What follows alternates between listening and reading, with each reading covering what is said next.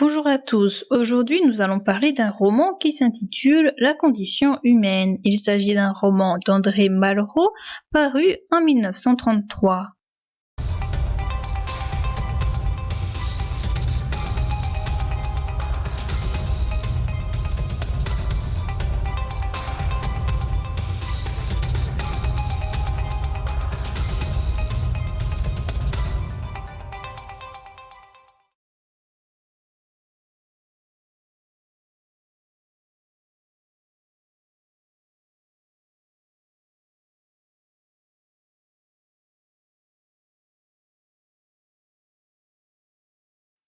Le roman se déroule dans la ville de Shanghai. La nuit du 21 mars 1927, Chen s'introduit dans la chambre d'un homme qui est en train de dormir. Chen poignarde cet homme afin de lui voler les documents qui leur permettraient, lui et son groupe, de prendre une cargaison d'armes sur un bateau. Le groupe de Chen a besoin d'armes pour l'insurrection contre le gouvernement qui va bientôt se produire. Une fois la tâche finie, Chen va dans l'arrière-boutique d'un magasin de disques où il rencontre 4 hommes de son clan. Il y a Kyo, il y a Katov, Emelric et Liu Yuxuan. Chen leur donne le papier et Kyo se rend compte que les armes ne sont pas payées. Chen demande à Kyo à voir le père de Kyo car il sait que cet homme le comprendra. Katov et Kyo sortent. Kyo et Katov vont voir Chia. Cet homme leur donne un rapport. Des cheminots en grève font dérailler des trains militaires, mais le groupe a besoin de réparer les dégâts pour laisser leurs hommes passer. Kyo et Katov se séparent. Katov va chercher les hommes dont il aura besoin pour l'insurrection. Kyo va au Black Cat.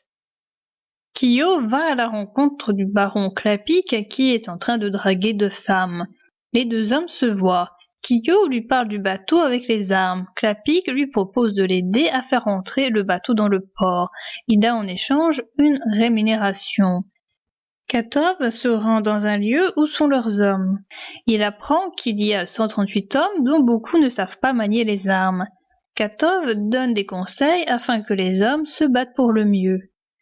Il lui faut 12 hommes tout de suite afin de prendre les armes sur le navire. Kyo et Katov se retrouvent.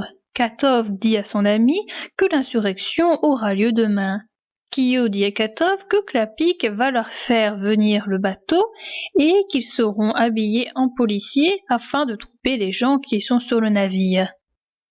De retour chez lui, Kyo parle à son père. Il lui fait part du comportement étrange de Klapik qui lui a demandé de l'argent alors qu'il venait d'en claquer. Kyo va ensuite voir sa petite copine qui s'appelle Mei. Cette femme est médecin et elle travaille à l'hôpital clandestin révolutionnaire. Elle dit à Kyo qu'elle a couché avec un autre homme. Kyo et Mei sont amoureux l'un de l'autre, mais Kyo la laisse libre. Klapik vient leur dire que c'est ok pour le bateau. Kyo et Katov s'en vont.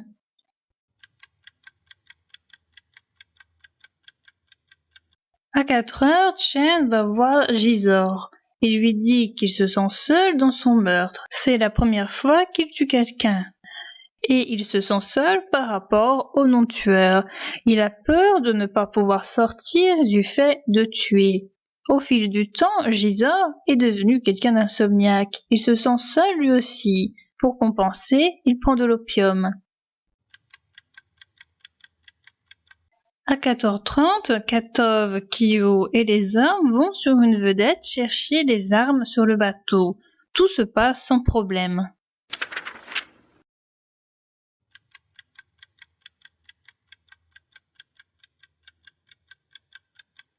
Le 22 mars, Ferral, qui est le président de la Chambre de commerce française à Shanghai, se dirige vers les bâtiments de la police française. Il va dans le bureau du directeur qui est Martial. Ce dernier est en train de disputer un indicateur chinois car dans le groupe de révolutionnaires, il y a des complices de l'autre camp. La Chine doit choisir entre la démocratie et le communisme. Si elle choisit le communisme, Ferral sait que les relations commerciales entre la France et la Chine vont en pâtir. Il y a 2000 hommes de la police et on pense que les révolutionnaires sont peu nombreux et peu armés. Du côté de Han Keu, il y a 220 000 sans travail qui pourraient faire une nouvelle armée rouge. Feral lui dit que si Shanghai est prise, l'armée recevrait de l'argent, ce qui comblerait son déficit.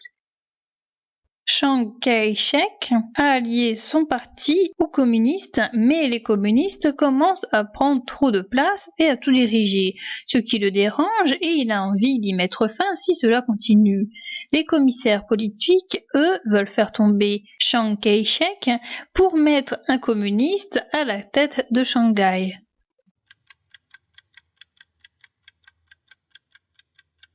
À 13h, l'insurrection commence. Chen est sur place et dirige un groupe d'hommes.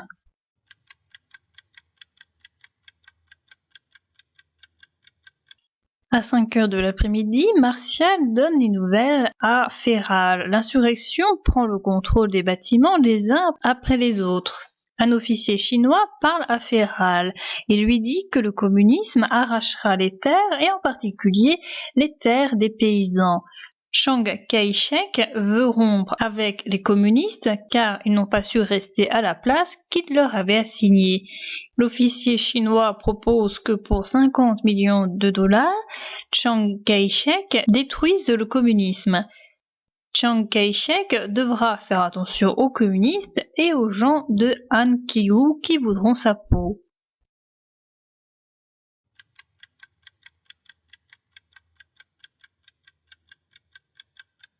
Feral rejoint sa femme Valérie. Ils ont un discours sur la place des hommes et des femmes. Il fait l'amour à sa femme, la lumière allumée, alors qu'elle aurait voulu que la lumière soit éteinte.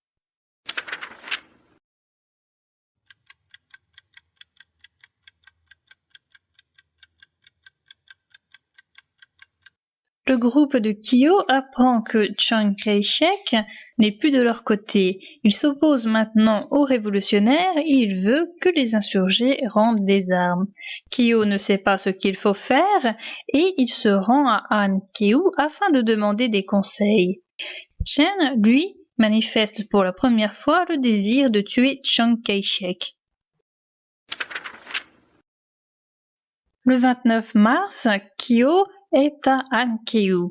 Il va dans le bâtiment de la délégation de l'Internationale communiste dont le délégué est Vologin. Kyo lui parle des communistes qui veulent sortir du Kuomintang. Vologin lui dit que c'est de la folie car Chiang Kai-shek a plus d'hommes qu'eux et possède beaucoup d'armes. Vologin lui dit que le communisme ne doit pas être démocratique mais socialiste et lui conseille de rendre les armes auprès de Chiang Kai-shek. Chen vient rejoindre Kyo et Vologin. Il dit à Vologin de commettre un acte de terrorisme envers Chiang Kai-shek. L'Internationale désapprouve son projet. Kyo et Chen reviennent à Shanghai. Chen part avant Kyo et sans rien dire à personne.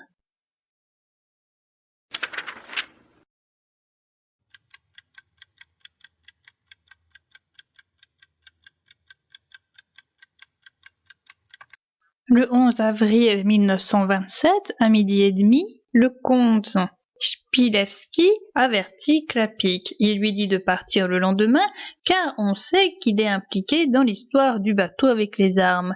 Klapik veut prévenir Kyo par rapport à la police qui veut l'arrêter. Chen décide de faire un attentat sur la voiture de Chiang Kai-shek avec des hommes pour l'aider. Il entre chez un antiquaire pour surveiller le passage de la voiture. Quand la voiture passe, l'antiquaire le suit et continue de discuter avec Chen. Chen ne peut donc pas lancer sa bombe tranquillement. Chen s'enfuit, mais l'antiquaire le poursuit car il part sans payer un article. Chen le lui rend. Chen va chez Emmelric se cacher avec ses bombes, mais Emmelric ne veut pas les cacher car si on les trouve, sa femme et son enfant seront tués. Chen va chez Xia. Il pense que la seule façon de faire tuer Chiang Kai-shek est de se jeter sous la voiture avec la bombe. Il veut faire du terrorisme le sens de sa vie. Il veut le faire tout seul.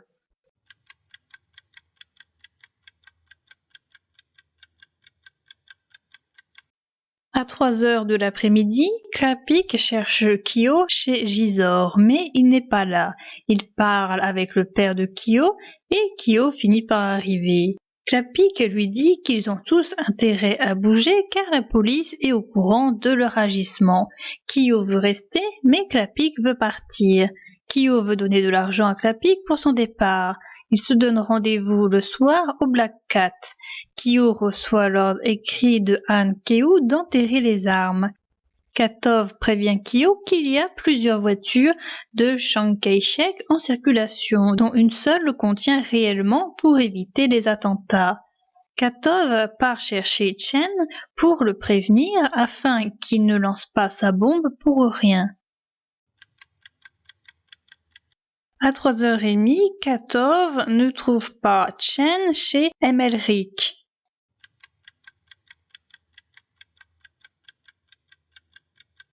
Feral a donné de l'argent pour que Chiang Kai-shek détruise le communisme. Feral pense que la décision de Chiang Kai-shek d'écraser l'insurrection peut aider le commerce et l'économie.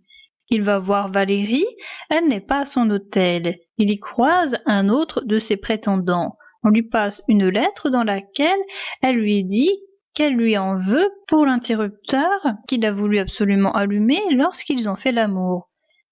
Feral sort lui acheter des oiseaux et un kangourou qu'il fait monter dans sa chambre. Il les laisse vagabonder afin qu'il saccage sa chambre. Il se rend ensuite dans un bar où il rencontre Kyo et son père, qui eux attendent Klapik. Feral parle avec Gisors de la connaissance de la femme. Il prend une prostituée qu'il ramènera chez lui.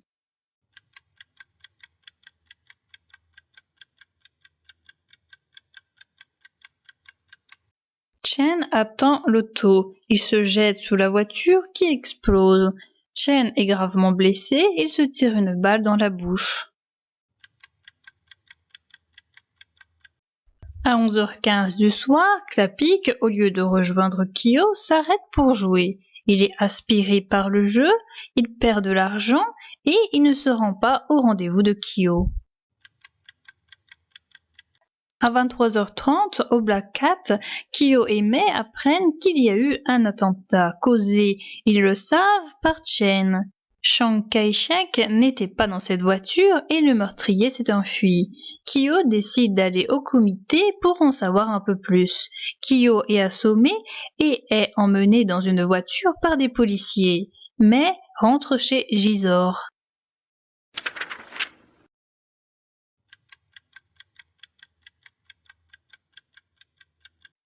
À 1h30 du matin, Klapik a la visite de Gisors. Il demande à Klapik de faire fléchir Koenig. Koenig est le chef de la sûreté de Chiang Kai-shek, que Klapik connaît et Gisors veut qu'il remette Kyo en liberté. Klapik va voir cet homme, il lui dit que c'est lui qui a dit à Chpilevski de lui conseiller de fuir. Il lui dit qu'en Sibérie, il a été capturé par les Rouges et qu'ils l'ont torturé, d'où sa volonté de les tuer. Il ne veut pas libérer Kyo, il veut le voir le lendemain à son bureau.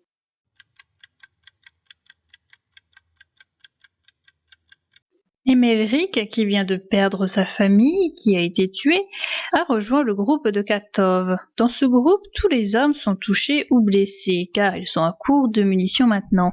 Emelric semble être le seul rescapé. Il arrive à étrangler un soldat et à lui prendre ses habits afin de les mettre et de se sauver.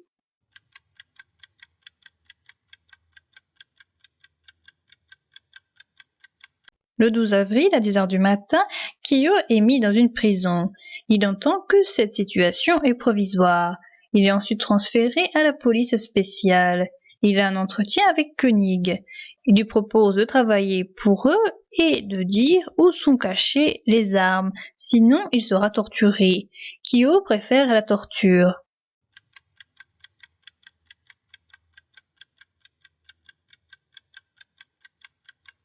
Clapic se déguise en marin pour monter sur un navire afin de prendre la fuite. Féral prend le même bateau que lui pour rentrer en France.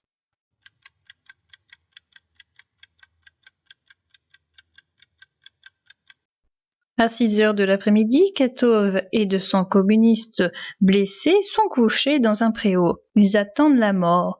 Ils vont être jetés vivants dans la chaudière d'une locomotive. Kyo vient s'ajouter à ce groupe. Kyo avale sa pilule de cyanure. Katov donne la sienne à 2 individus pour leur éviter la torture de la chaudière et la torture d'attendre leur tour car les hommes y sont jetés le plus souvent un par un. Le 13 avril, Mai va chercher le corps de Kyo qui n'a pas été brûlé. Elle le ramène chez Gisors. Au mois de juillet, Féral est de retour à Paris. Il parle avec le ministre des Finances ainsi qu'avec d'autres personnes importantes dans les domaines de la politique et de l'économie. Féral défend le consortium chinois qui est endetté de 250 millions. La question est de savoir si la France doit aider le consortium chinois. Féral n'arrivera pas à le sauver. Gisors est parti vivre chez Kama, et plus exactement à Kobe, puis il devient professeur. Gisors se réconforte grâce à la musique et grâce à l'opium, mais veut partir pour la Russie où elle exercera son métier de médecin mais sans passion, mais garde ses idées révolutionnaires et cherche à venger Kyo. Mai et Gisors ont tous deux aimé Kyo.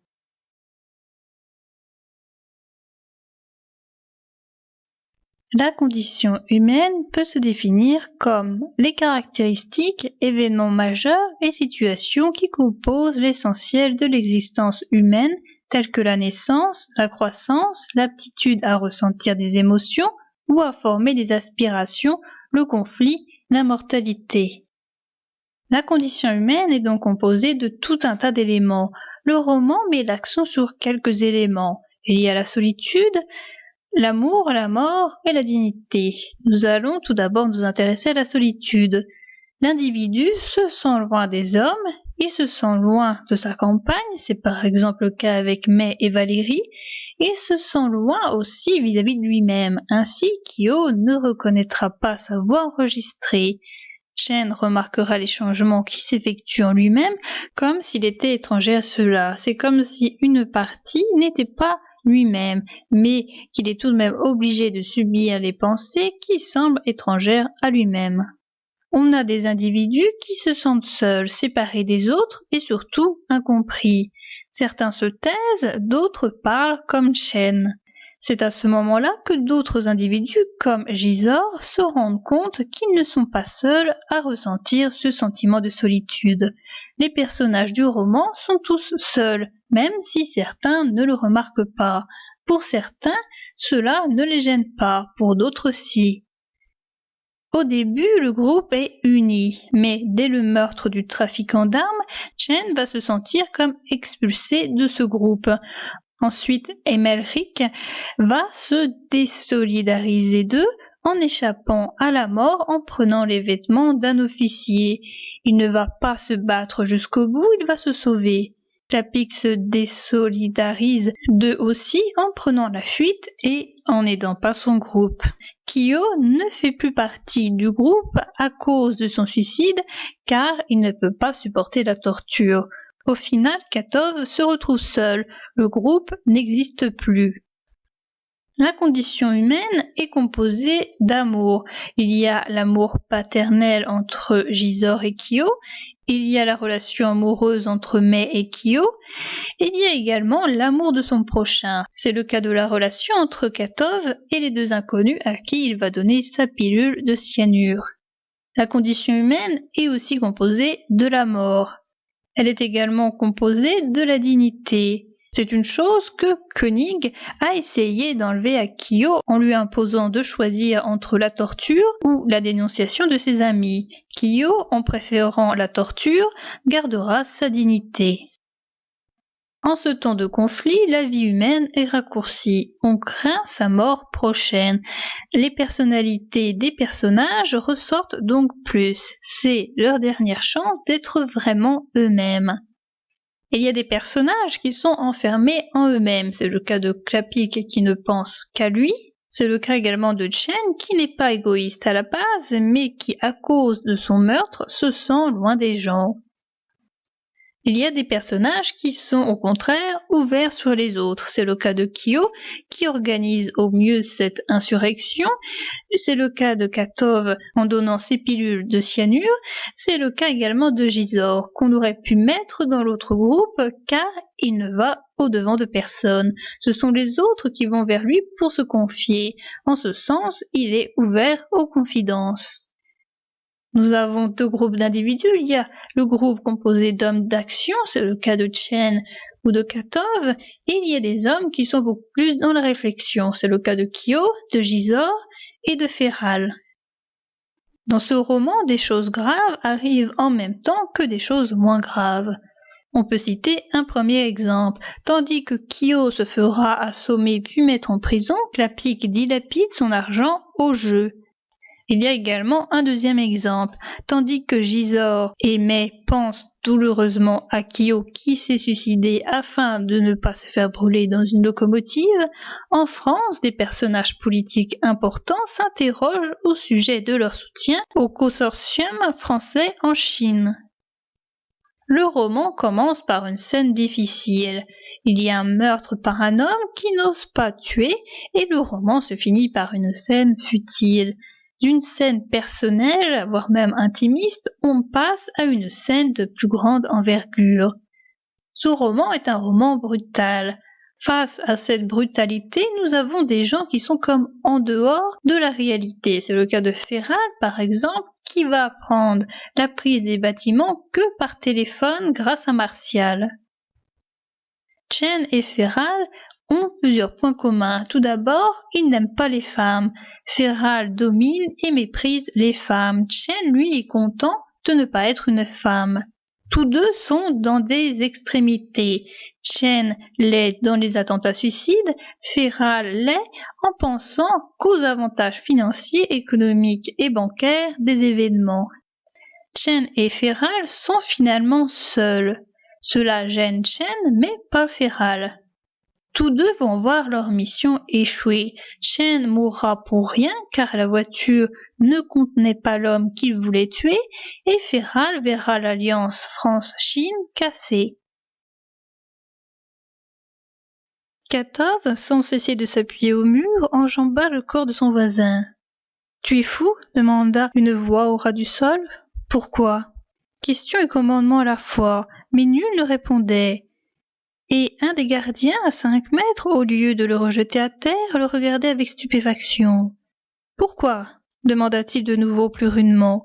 « Il ne sait pas, » dit une autre voix, toujours au ras du sol, et en même temps une autre plus basse, « ça viendra. » Il avait posé très haut sa seconde question. L'hésitation de cette foule avait quelque chose de terrible en soi, et aussi parce que presque tous ces hommes le connaissaient.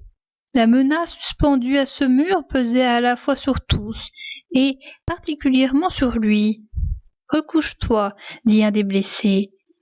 Pourquoi aucun d'entre eux ne l'appelait-il par son nom, et pourquoi le gardien n'intervenait-il pas ? Il l'avait vu rabattre d'un coup de crosse tout à l'heure un blessé qui avait voulu changer de place. Il s'approcha de son dernier interlocuteur, s'étendit près de lui. « On met là ceux qui vont être torturés, » dit l'homme à voix basse. Tous le savaient, mais ils n'avaient pas osé le dire, soit qu'ils eussent peur d'en parler, soit qu'aucun n'osât lui en parler à lui. Une voix avait dit « ça viendra ». La porte s'ouvrit. Des soldats entraient avec des falots, entourant des brancardiers qui firent rouler des blessés, comme des paquets, tout près de Katov. La nuit venait, elle montait du sol où les gémissements se croisaient, comme des rats, mêlés à une épouvantable odeur. La plupart des hommes ne pouvaient bouger. La porte se referma. Du temps passa. Rien que le pas des sentinelles et la dernière clarté des baïonnettes au-dessus des 1000 bruits de la douleur. Soudain, comme si l'obscurité eût rendu le brouillard plus épais, de très loin, le sifflet d'une locomotive retentit, plus assourdi. L'un des nouveaux arrivés, couché sur le ventre, crispa ses mains sur ses oreilles et hurla. Les autres ne criaient pas, mais de nouveau la terreur était là, au ras du sol. L'homme releva la tête, se dressa sur les coudes. Crapule, hurla-t-il, assassin! Une des sentinelles s'avança, et d'un coup de pied dans les côtes le retourna. Il se tut. La sentinelle s'éloigna. Le blessé commença à bredouiller. Il faisait maintenant trop sombre pour que Katov pût distinguer son regard, mais il entendait sa voix. Il sentait qu'il allait articuler. En effet, ne fusille pas, il est foudre vivant dans la chaudière de la locomotive, disait-il, et maintenant voilà qu'il siffle. La sentinelle revenait. Silence, sauf la douleur.